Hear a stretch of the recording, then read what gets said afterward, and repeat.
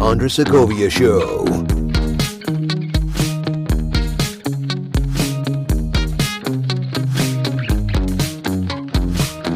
Thank you for tuning into the program, everyone. I am Andres Segovia, the Honest Broker. In this episode, I conclude my interview with my first personal trainer, Shana. If you missed out on part one, I recommend you go back and listen to part one before diving into part two. A quick recap for those that were listening last time.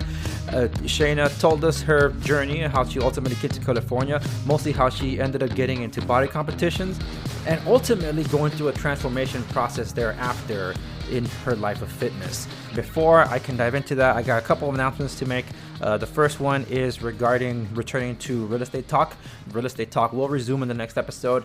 Stay tuned to the program though, because every now and then on Thursdays, I do drop some public service announcements, and expect more of that as we get closer to the primary election and then ultimately to the general election, because there's a lot of stuff that's happening, and I'm going to be doing a bigger effort to try to cover some of the more municipal level items that are happening, because they are affecting those regions specific. And I will be covering some of this in the next episode to give you a teaser of what's coming, so make sure you don't miss out on that. And the second announcement is this: more people than ever worry about money, retirement, and their financial future, and yet so few address these challenges. This reason is that many people believe the only path to financial security and retirement is to save a lot of money, and because they are unable to do this, they believe there is nothing more they can do. And this is simply not true.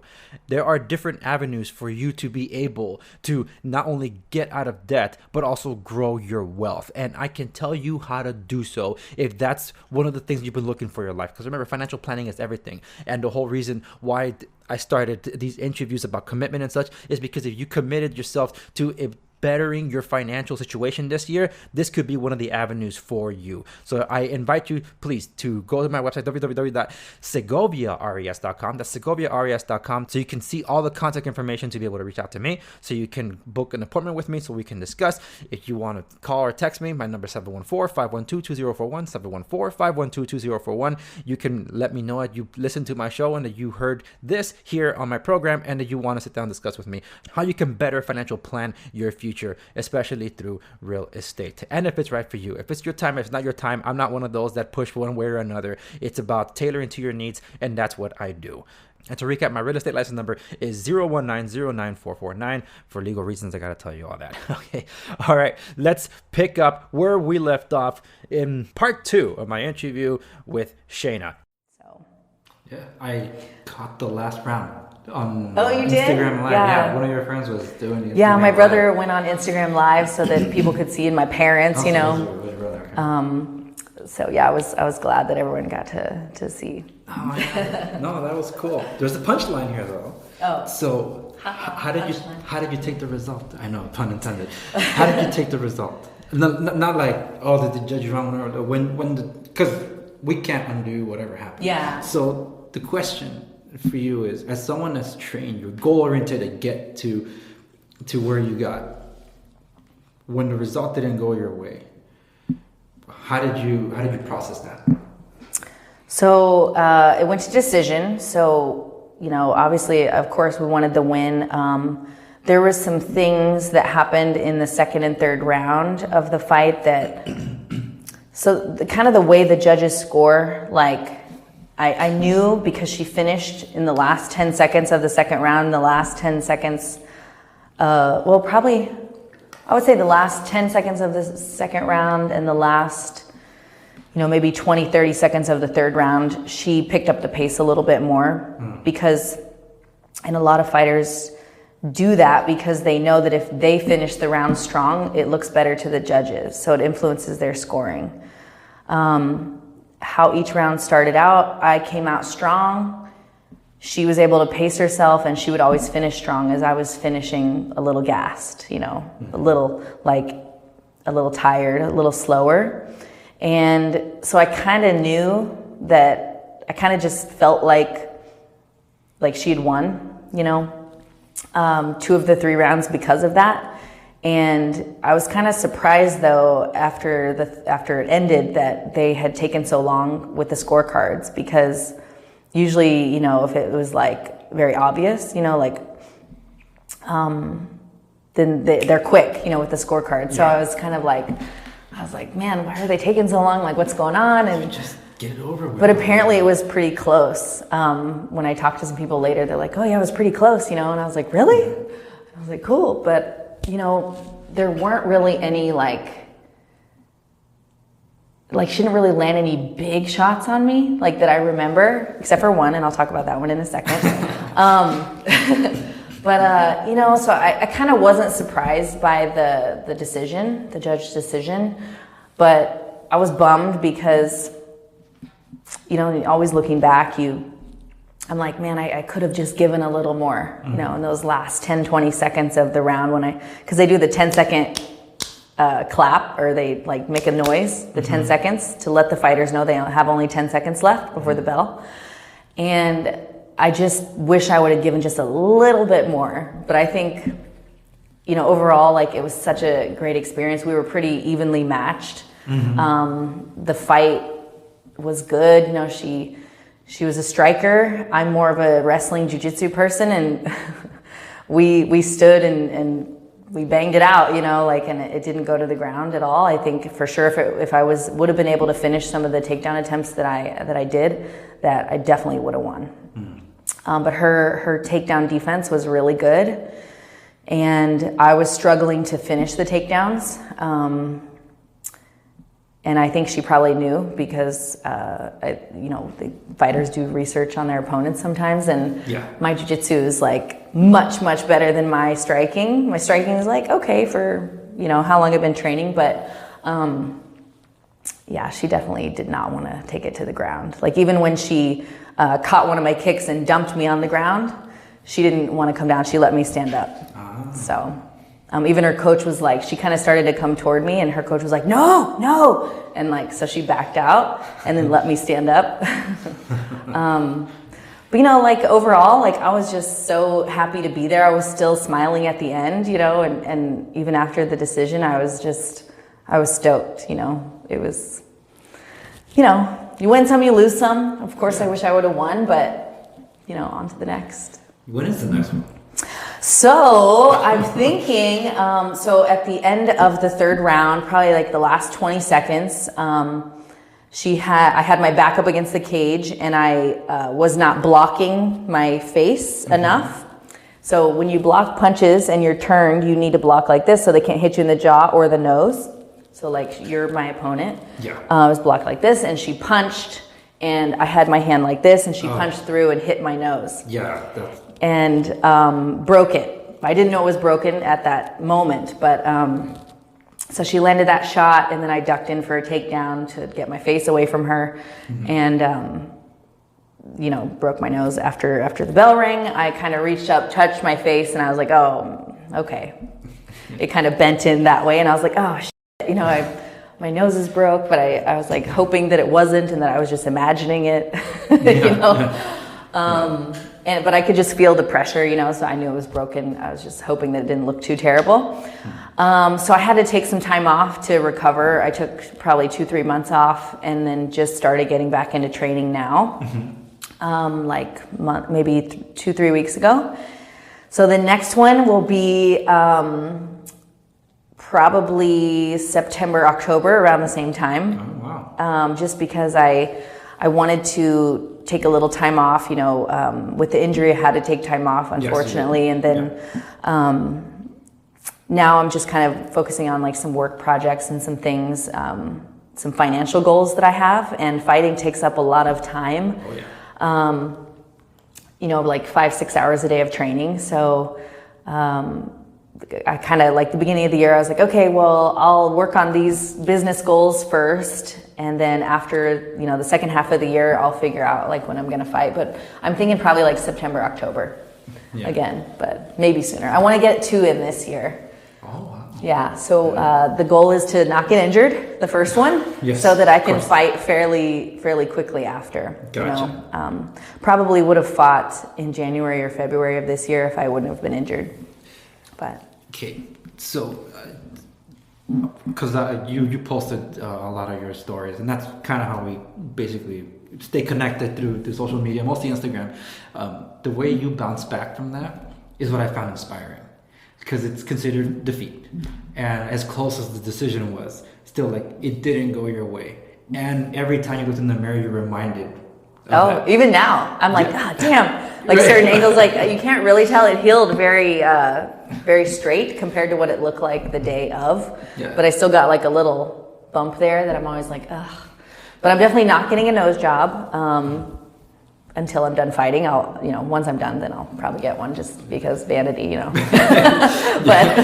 which is what kind of digressing on my side a bit. It was like based on what the competitions that you were, those body competitions you were involved in. So like, wait, you want to destroy the temple? Is that what you're doing? People always ask me that, and like the biggest thing is like. People are like, well, what about your face? You want to fight? What about your face? And I'm like, I'll still have a face after. They're like, Picasso, what if you get like, but I'm like, I get what people are saying, but that wasn't ever like a factor of like, oh, well, what if I, break this or that? And it's like, well, it's kind of the appeal that it's dangerous, like that's kind of what makes it so exciting.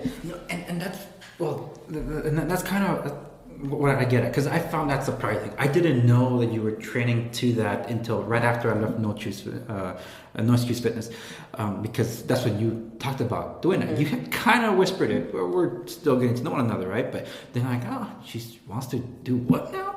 I thought maybe because Nick was influencing you at one of the other trainers there, because he did the same. And just by the way, Nick is the one who taught me how to breathe.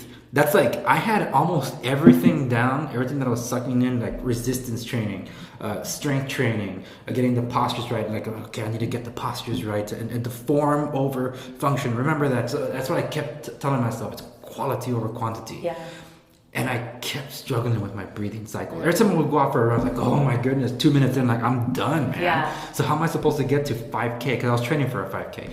And just 2 sessions with Nick. It's like, dude, this is what I'm MMA, man. You gotta go ready. You only got 15 seconds. Like, all right, then I told him, you train me that way while I'm here. It's like, it's only half an hour, but kick my butt, man. And that's it.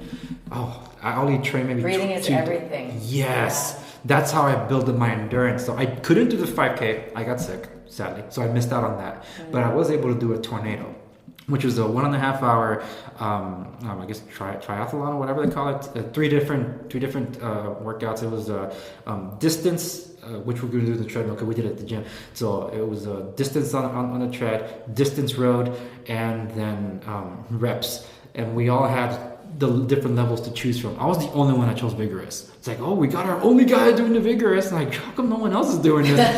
And I finished it. And I finished it right before I guess you could say the bell hit the 90-minute mark. But I'm the only one that did it. I'm very proud of that medal. That's awesome. Good for you.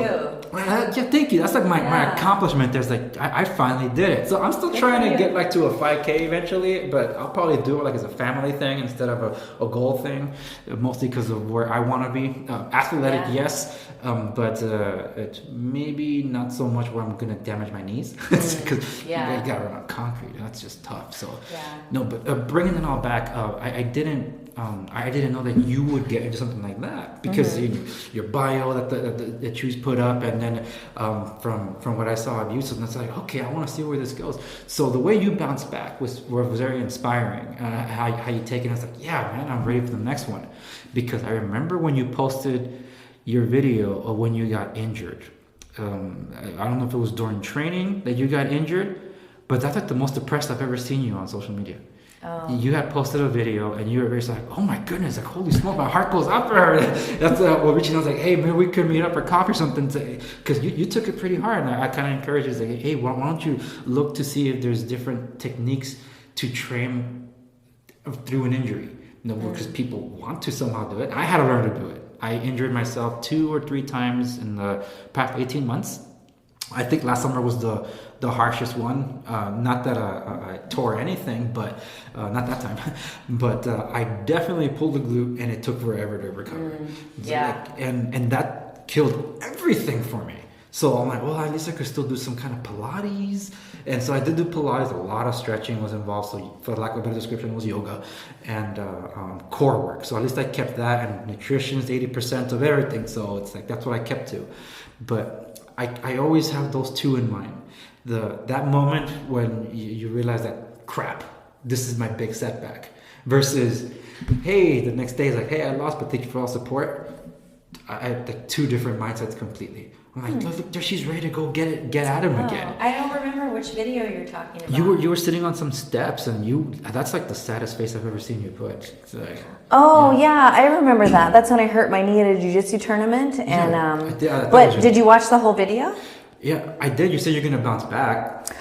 Because the video in that video, I was talking about how just because you're injured in one area doesn't mean you should just sit around and do nothing. Exactly. And I was like, I'm gonna do other things, and I can still work upper body and abs and like all that, and just I think like that one, because I had like lined up these tournaments like back to back, and I had just got back into competing because I was injured earlier that year, and so I was all like, man, I can't believe I'm out again, and I was bummed because I wanted to keep competing. Yeah. But I was like, I'm going to make this video because I want people to know, like, even I get hurt and then, but I'm still going to do something, like I'll go in and do upper body or work core or, whatever. But yeah, I remember that one. I think I still have that one up on my Instagram.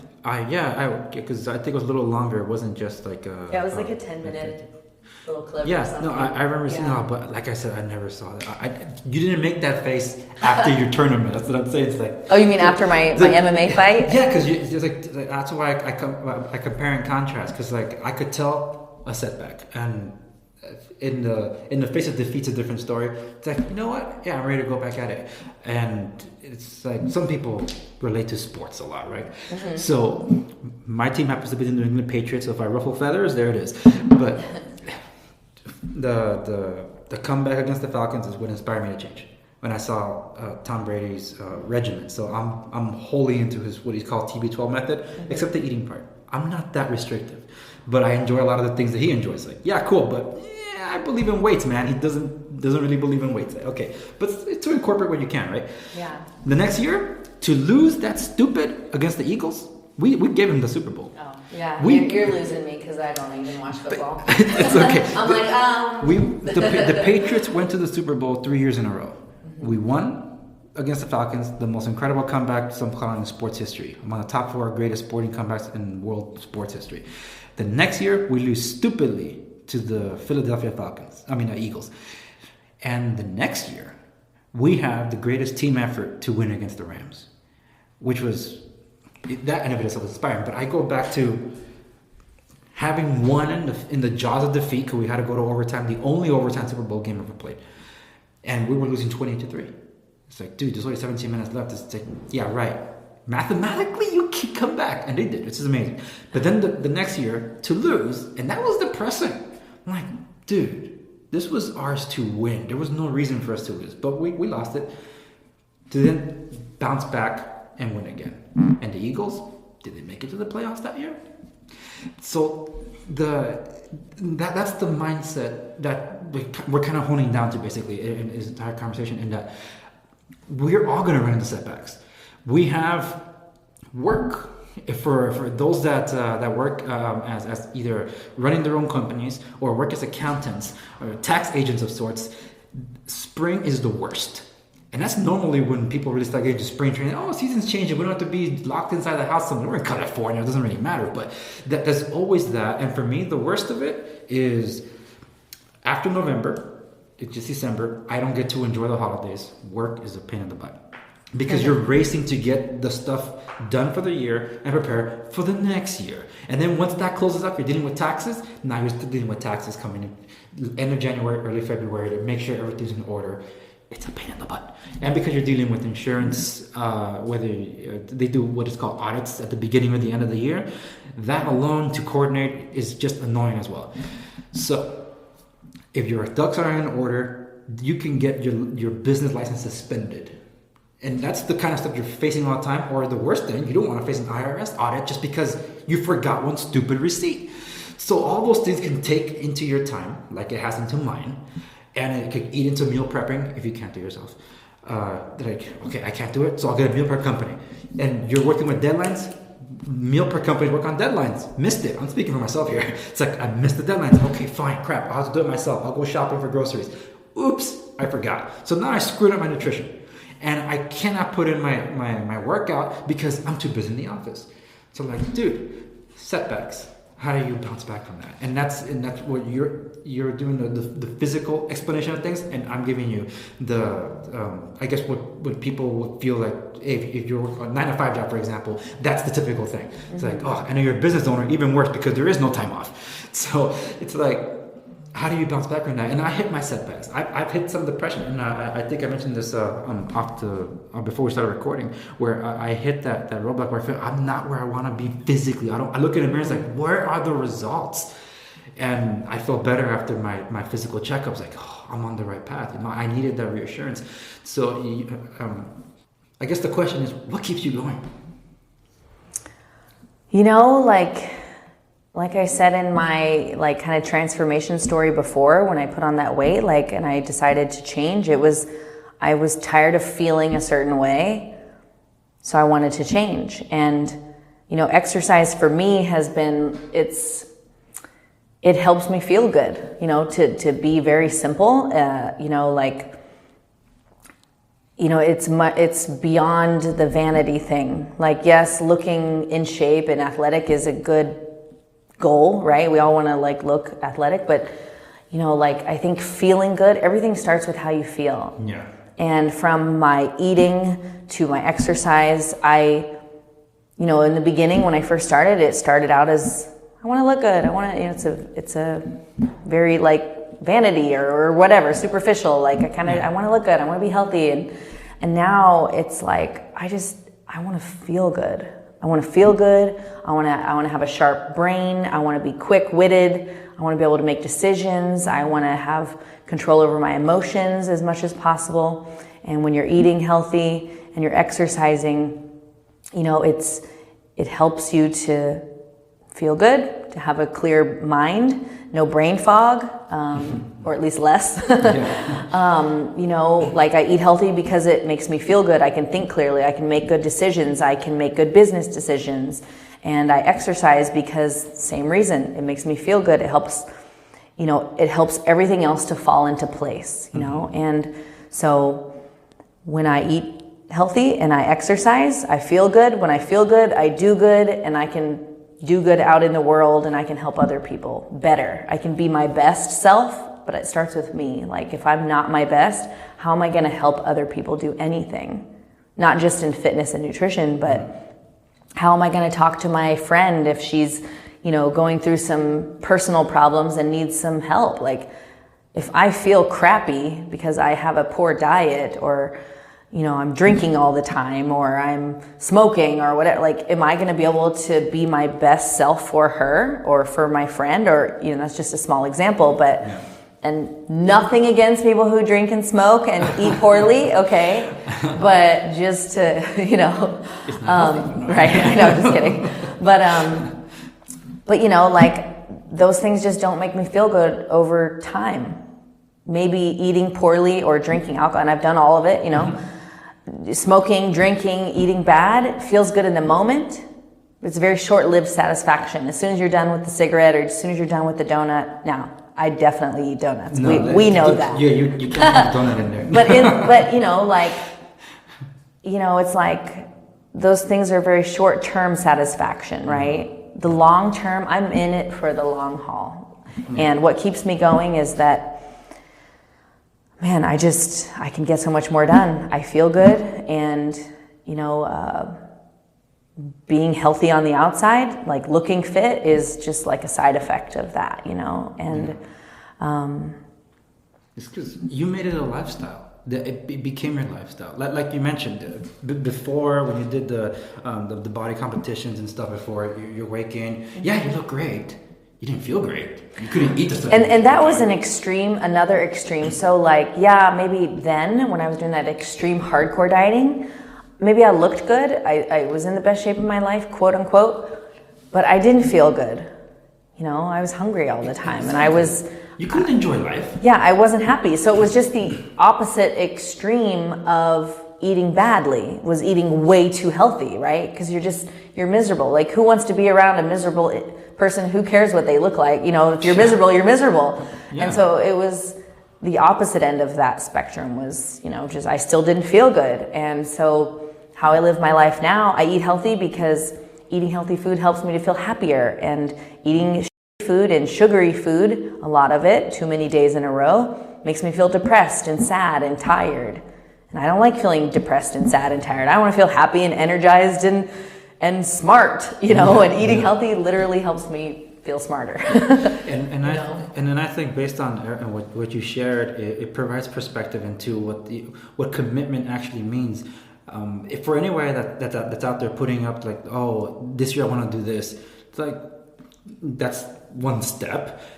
Take it a year at a time if you want, but like you did. And even to reference like what you were saying, how like, oh, I didn't order my meal preps in time. I didn't put in my order, so I missed it for this week, and they're not going to get delivered. And oh, I forgot to go to the grocery store, and it's already Monday morning now. Crap, what am I going to do? I have to work, and my schedule's too busy. It's like, figure that part out. Like, but you learn. Okay, I got to have systems in place. So just. Like for me, I've always done my own meal prep for years now. Well, lately I've been busier and I'm tired of cooking and cleaning.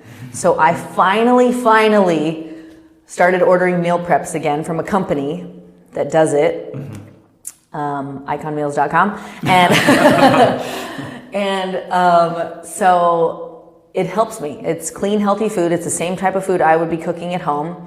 And man, just like setting up that system, credit card order, place my order, done. They deliver it every week. I don't have to go back and like put in a new order. I just have the same stuff every week, because how I look at my food is like, I don't need to thoroughly enjoy every meal. I just need it to taste good, to be healthy, and to fuel me. If I'm going to enjoy a meal that's off the meal preps, then it's going to be when I go out for my girlfriend's birthday on Saturday or something. And I don't have to be on a diet for the party because I've been on meal preps all week. And you don't have to eat the same thing every day. I'm a person, I just don't care, because I like to be efficient in everything. So I'm the type of person that I don't care about eating the same thing every day. I can do that for a long time, at least a few weeks, And in a sense, we kind of already do. So it's yeah. like, dude, it's okay. Yeah, and I'd rather just not think about it that much, because I have so many other things to think about. So I order my food. It's delivered every Friday. I'm good. So that's one system that's just in place, ready to go. Now, they do have their stuff set up to where I could order different foods for different days of the week if you want. So that's like totally an option, but it's a subscription. It's ordered, it's done. It doesn't ever stop unless I go in and stop it. So that system is in place. The other system that's in place is like I've learned over time, making the mistakes that like from this time to this time, I am working out. And that is an appointment with myself that I stick to. Now, have I ever veered from it? Yes. Have I ever been mad at myself because I veered from my workout schedule to fit in another appointment or a client? Even my clients don't get to interrupt my training session, right? Because I'm like, no, I'm sorry, I'm booked at that time. And have another time. And, that's just a system I put in place for myself. I know not everybody can do that every week. The last probably 6 months to a year, my schedule has been different now. So I have to plan my workouts on Sunday for the upcoming week. And I have to do that every week. So I don't have like a set schedule every week now, like I used to. But the point is that I do schedule it. So like whether it's, Sunday or whatever day, I put it literally in my Google Calendar. I finally started using the digital calendar. Hallelujah. I know, right? That's what 2020. That's what Apple does to you. I know. But I've always been a person who likes to write it down, and I'm like, oh man, I forgot my planner. It's at home or it's wherever. Guess what? I never forget my phone. So I put my workouts in my calendar. Meal prep is delivered every Friday. And those two systems I put in place, when they're in place, everything else falls into place, So as I brought it up in I think one of my first episodes talking about commitment, and that's just it, because when I wanted to lose weight, my big thing was that I was planning for the long haul when it came to my fitness life. But I knew that the number one component of all that, because life happens, you're traveling, you injure yourself, God forbid, something just comes up, takes up your time. Work. Nutrition was going to be the most important part for me. That's why I devoted my attention to that first. I got that in check, not the cauliflower, but you know what? I got everything else in check. All the other stuff. Yes. So then that's when it came full circle when I come into fitness, because I knew it was going to happen, that if I didn't get that done right, if I didn't incorporate my transition with fitness properly to incorporate, because I was just going to, most people that do that program and don't incorporate fitness, they'll just start reintroducing foods to themselves. Mm-hmm. The problem is, I did rapid weight loss.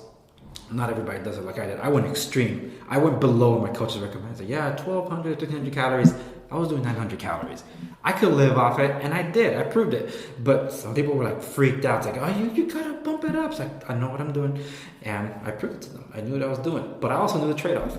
That if I didn't transition right, rapid weight gain, and I was gonna have a hard time getting back to that. Mm-hmm. So I was scared to death of that. So when I was transitioning, I wanted to incorporate the fitness level properly as I was reintroducing foods, because as I went from no muscle to muscle, I knew that I'll be able to incorporate the foods properly as I increase my intensity in my workouts, and that's exactly what I did. So there was in my heaviest training, I was eating 4,500 calories a day, proper breakdown of macros, all sorts, carbs, fats, and protein, and I was still losing weight, and that was the best that I felt until the dreadful April came around, where work got in the way. I was still doing everything right, except sleep. That's the one component I missed out on. I was getting about 3.5 to 4 hours of sleep. My body fat went from 12.3 back to 21. And when it did, I got depressed. Mm-hmm. Like, you mean to tell me all the hard work of the past year and a half went out the window in not even a month? It for me, it was really hard to bounce back on from that, because psychologically it affected. Well, yeah, the psychological part is harder. Like, it's actually not as hard as we think, but it's like, oh my gosh, like, you know what you went through to get there, right? Yeah. And so it's like, oh. You kicked my butt, and then all that for what? No, I'm just kidding. But yeah, that's what ended up happening. I'm like, my goodness, it really disappointed me. And I was by this time I was with a different trainer, because I was at a different gym. But I told him what happened. I was like, dude, man, you know that's like not working out, right? That what you just did and not sleeping. He's like, yeah. So I told him, like, well, look, how about this? Sleep is everything. How about I increase my sleep time. I cut my workout time in half, increase intensity. And I'm going to cut my calorie intake in half. It's like, start there. I did that. And I haven't put off the stubborn fat, but I definitely gained my muscle that I was hoping to gain. And every time I was just like, well, I'm not exactly where I am, but I'm a lot better now I feel a lot better now. And even with setbacks, like, man, it's okay. It's the journey, and I'm going to keep going. And I have to give myself credit. When you have 3 little ones that sometimes wake you up at night, or even the wife that needs help around the house, needs attention, like that it just happens, then I can't be hurting, like kicking my own butt, saying, where did I go wrong? It's like, dude, we all get 24 hours. Mm-hmm. You're managing as best you can, so way to go. Because now I'm not so hard on myself. Like yesterday, I instead of doing my workout, I decided the wife had a rough day. That sink was packed. I'm like, you know what? I'll wash the dishes instead. It took me an hour. But I took care of all that. I'm like, well, there goes a lot of my workout time. So I decided, just to make it more efficient. And I also plan my workouts every week, and I alternate what I eat that week so I don't plateau on my foods. But also depending on what kind of training I'm doing. And I'm mostly doing strength, but when I feel that I'm not recovering properly, so that's like, okay, I think I gotta switch to resistance in this case, especially when I hurt my wrist. I'm like, oh my goodness, I can't lift. It's like, well, you can always do resistance training. So I did. But anyway, all that, in other words, learning to adapt. Mm-hmm. And that's what people can learn to do. And for those that are looking for a trainer, that's I'm like, you know what, you're my first choice to talk about these things, because you were my first trainer. It wasn't by choice, but I'm so glad it was that way, because look, over 2 years later, we're still in touch, and you're still inspiring me. Well, thank you. I'm glad. Yeah, and you are a certified coach and officially are coaching people. There are people that can join your program, and every now and then you do some challenges. But also, I noticed some free circuits are available on Instagram every now and then too. I've been posting I think every Monday, Wednesday, Friday on my story. I do like some kind of circuit of something, but. We'll start getting more kind of organized with those posts even, and there'll be more. Yeah, awesome. Yeah. But for those that are interested in getting a personal trainer, because the one-on-one helps, and like for those listening, yes, you can think she's intimidating at first. I'm not that intimidating. I'm really nice. Yeah. They just heard that you were able to kill somebody in the ring. Okay, no, but still, it's like cause that's the world that I thought I was walking into, and you couldn't be more personable. So it's, for those that are interested, and you coach guys and girls, so I know they'll be well serviced. But that's why I'm also interviewing a male trainer too. For those that are still intimidated, they won't get past their ego. Okay, fair enough. Yeah, but for those that are when it doesn't work out with the male trainer, you guys can call me.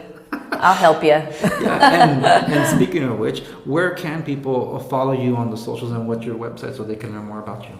Yeah, my website is ShanaLeighFit.com. It's ShanaLeigh Fit. And then my Instagram is Shana Leigh Fit, at Shana Leigh Fit.